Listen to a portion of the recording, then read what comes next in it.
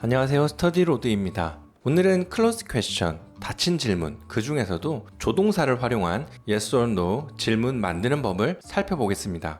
자, 이전 영상에서는 be, do, have 동사를 써서 질문을 만들었었죠. 이번에는 그 방식은 그대로 두고 이 조동사인 can, could, will, would, should, shall 이것으로 확장을 좀 해보겠습니다.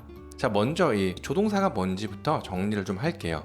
우리가 조동사라고 부르는 이 단어들은 can, could, will, would, should, shall 같은 애들인데요.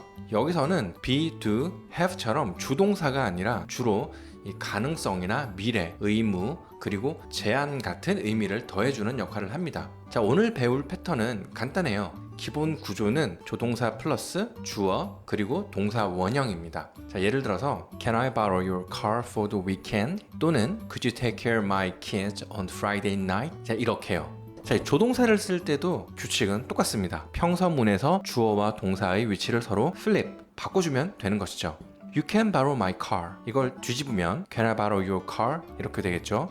그리고 yes or no 퀘스천의 특징 중 하나는 문장 끝을 올리는 억양, 즉 rising intonation이라는 것입니다. Can I borrow your car for the weekend? 이렇게요. 여기서 올려주는 톤이 이건 질문이에요 라는 어떤 신호를 주는 것이죠. 자, 먼저 can과 could입니다. 이 can은 할 수 있다라는 가능성이나 능력을 물어볼 때, 그리고 이 could는 같은 의미긴 하지만 좀 더 정중하게 들리죠. 특히 could you please처럼 쓰면은 훨씬 더 부드럽죠. 자, 예문을 한번 볼까요? Can I borrow your car for the weekend? 자, 주말 동안 차를 좀 빌릴 수 있을까요? Could you take care of my kids on Friday night? 금요일 밤에 저희 애들 좀 봐주실 수 있나요? 둘 다 상황에 따라서 서로 바꿔서도 되기는 하는데 could가 그래도 조금 더 정중한 느낌입니다. 자, 대답은 어떻게 하죠? Yes, you can. Sure, no problem. 이렇게 할 수 있겠죠. 자, 다음은 will과 would입니다. 먼저 이 will은 미래에 일어날 확실한 일을 묻는 데 쓰입니다. 예를 들어서 Will you call me if you hear anything new? 새로운 소식 들으면 전화해 줄래요? 자, 이렇게 쓸 수 있고요. 반면에 would는 가정적이거나 상상의 상황 또는 어떤 정중한 부탁을 할 때 많이 쓰고 또 잘 어울립니다. 예를 들어서 Would you give me a hand these invitations? 이 초대장 좀 도와줄래요? 그리고 Would you live in a skyscraper if you made $1 million? 자, 100만 달러를 번다면 초고층 건물에 사시겠어요?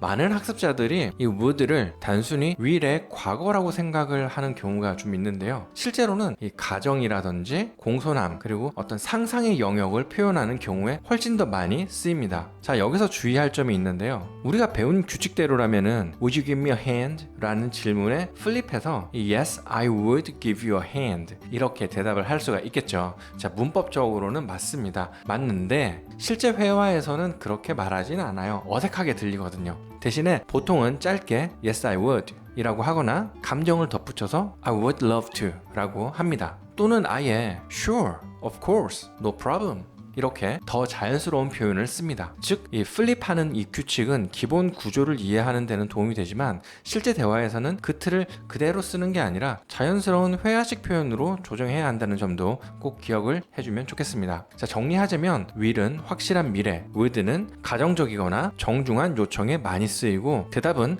단순한 규칙보다는 실제 네이티브들이 쓰는 표현을 따라가는 게 훨씬 더 좋겠습니다. 자, 이번에는 should와 shall입니다. 먼저 should를 한번 볼까요? 이 should는 뭐뭐 하는 게 좋다, 뭐뭐 해야 한다 처럼 어떤 의무나 필요성을 물을 때 자주 쓰입니다. 예를 들어 볼까요? Should I tell them what happened? 자, 그들에게 무슨 일이 있었는지 말해야 할까요? 반면에 이 shall은 훨씬 격식 있고 정중한 제안을 할 때 쓰입니다. Shall we leave now? 지금 나갈까요? Shall we tell them what happened? 그들에게 무슨 일이 있었는지 알려드릴까요? 자, 여기서도 우리가 배운 이 flip, 주어와 동사를 서로 뒤집는 그 규칙을 적용을 한다면은 Shall we leave now? 이 질문에 대한 대답으로 Yes, we shall. 문법적으로는 전혀 문제가 없죠. 자, 하지만 실제 회화에서는 Yes, we shall 이라고 대답을 하면은 뭔가 좀 굉장히 옛날 영어 같고 지나치게 격식 있게 들립니다. 마치 19세기 소설 속의 이야기처럼 그렇게 들리죠. 그래서 실제로는 훨씬 더 자연스럽게 말을 합니다. 예를 들어서 Shall we leave now? 라고 물으면 보통은 Sure, okay, let's go. Yeah, sounds good. 이런 식으로 대답을 하는 거죠.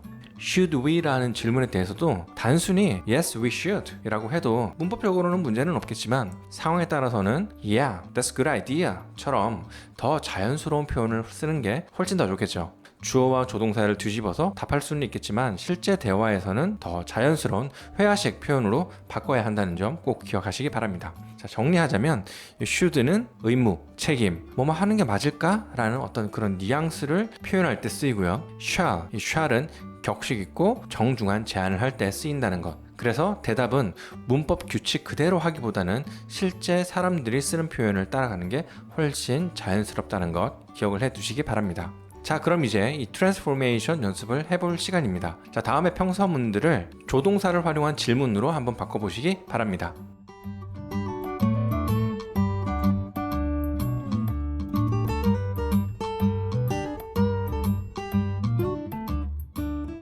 자, 오늘 이야기한 핵심은 간단합니다. 이 조동사를 써서 만드는 yes or no 질문도 기본 구조는 똑같습니다. 조동사 플러스 주어 플러스 동사 원형, 그리고 can, could, will, would, shall, should 같은 단어를 쓰면은 가능성이나 미래, 가정, 의무, 그리고 제한 등과 같은 다양한 의미를 담을 수 있다. 다만 문법적으로 맞다고 하더라도 실제 대화에서 쓰기 자연스러운 표현을 선택하는 것이 중요하다는 것, 이 부분 꼭 기억을 해두시기 바라겠습니다. 그럼 다음 영상에서 뵙겠습니다.